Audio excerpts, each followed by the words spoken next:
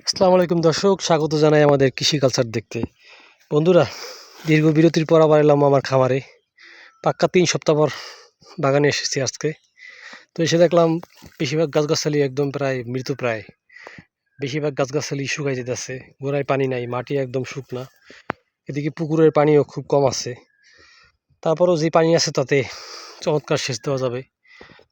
আপনাদের দেখানোর জন্য নিয়ে আসছি একটা ডিসি মাড পাম্প বা জগ পাম্প। 30 অ্যাম্পিয়ারের 15 কিলোজনের ব্যাটারি আনছি। এটা সেট আপ দিয়ে খামারে পানি দিয়ে আপনাদেরকে দেখাবো ইনশাল্লাহ। বন্ধুরা, মোটর চালাই দিছি, আলহামদুলিল্লাহ পানি আসা শুরু করে দিছে। এই যে দেখুন, অনেকদিন পর চালাইছি, তারপরও মাশাল্লাহ ভালো পানি উঠতেছে। এখন আমার কাজ হচ্ছে পুরো খামারটা ভেজানো। আধা ঘন্টা 40 মিনিট সময় নিয়ে রিল্যাক্সে একদম। ও মাই গড, মোটর আবারও খুলে গেছে পুরা থেকে, দ্রুত বন্ধ করতে হবে।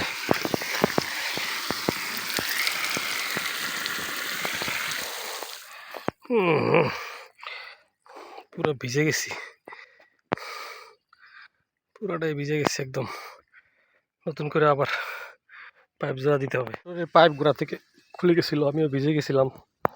ব্যাটারি টেটারি সব ভিজে গেছে, কিন্তু ব্যাটারি ওয়াটার প্রুফ, সমস্যা হয় না। এখন আবার নতুন করে কানেকশন দিব, ভালো করে বেঁধে দিছি, আশা করি আর খুলবে না ইনশাল্লাহ। মোটর রান হয়ে গেছে, দেখি এবার কি অবস্থা, উপরে গিয়া পানি উঠতেছে কিনা। আশা করি এবার খুলবে না। যাই পানির সোর্স খুঁজে বাড়ি করি আর হাত পা ধুই। এই তো পানি আসতেছে, আগে নিজে হাত পা ধুয়ে নিই। চালার ভিতরে পড়ে গেছিলাম।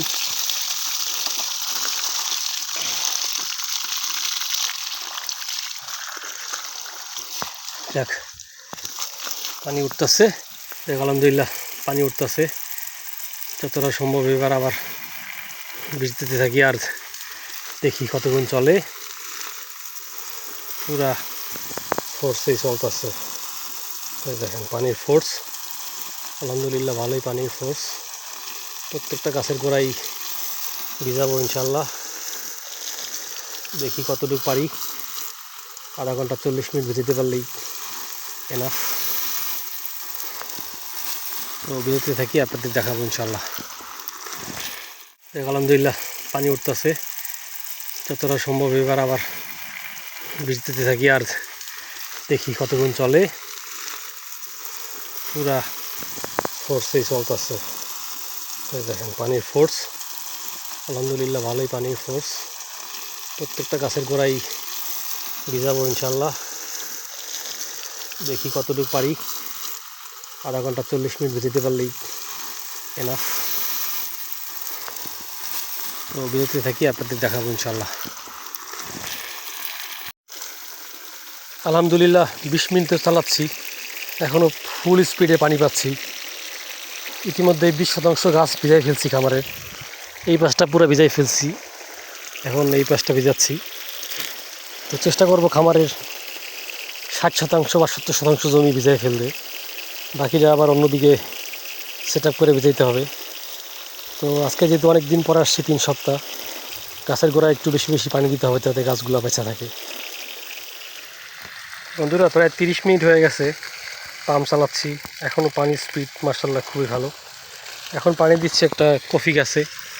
প্রথম 2 বছর ফলন আসছিল, কিন্তু এই বছর একটা ফলনও আসে নাই। আসলে গাছের গোড়ায় পানি নাই, সার নাই, এই কারণে গাছটা এবার ভালো ফলন দেয় নাই। ভালো বলতে একটা ফলন আসে না, একটা ফুলও ফোটে নাই। এই যে ফুল ধরছিল, পড়ে গেছে। তো এটাকে ভালো পানি খাওয়াচ্ছি। আর বাদবাকি গাছগুলোতেও যত সম্ভব পানি দিয়ে যাচ্ছি। পাম্প আছে এই পুকুরের ভিতরে চুবানো, তো পানি দিয়ে থাকি, আবার দেখাবো ইনশাল্লাহ। ভালোই পানি দূরে যায়, 10, 20, 30 ফিট পর্যন্ত চাপ দিলে নেওয়া যায়। আর পানিও তো দেখলেন কেমন ফোর্সে উঠতেছে। এখন পাওয়ার মোটরে যেমন পানি ওঠে তেমনই পানি উঠতেছে। এখন বৈশাখ মাস, গ্রামগঞ্জের প্রত্যেকটা পুকুরে পানি তলানিতে। আমার পুকুরের পানি শূন্যতা অবস্থা, তো আমি এর ভিতরেই যতটা দিতে পারি দিয়ে যাব পানি। এটা একটা নারকেল গাছ, 3 বছর বয়স, তো সেই হিসেবে ভালো বাড়ে নাই, গাছের গোড়ায় পানি নাই, সার নাই, কিছুই নাই। তো পানি যখন দেওয়ার সুযোগ পাই চেষ্টা করি সবগুলোতেই ভালোভাবে। 20 মিনিট পাম্প চালাইলাম, পানি এখনও আসতেছে অঝরে, কিন্তু এখন আর পাম্প চালাবো না, ক্লান্ত হয়ে গেছি। এদিকে বাড়িতে আবার একটা ডিপ টিউবওয়েল খনন করতেছে মিস্ত্রিরা, সেখানে সময় দিতে হবে, তাই পাম্পটা এখন বন্ধ করে নিয়ে যাব। তাই পাম্পটা বন্ধ করে নিয়ে যাবো। ওইদিকে পুকুরের পানিও একদম ফুরে আসছে, তাই পাম্পটা বন্ধ করে দিব। এর বেশিক্ষণ চালানো ঠিক হবে না, শরীরও কুলাচ্ছে না, আর পাম্পেও এত লোড নিতে পারবে না, তাই বন্ধ করে দিচ্ছি। তার একদমই গরম হয়ে গেছে, 40 মিনিটের বেশি চালানো আসলে এই পাম্প রিস্কি, তো বন্ধ করে দিই বন্ধুরা।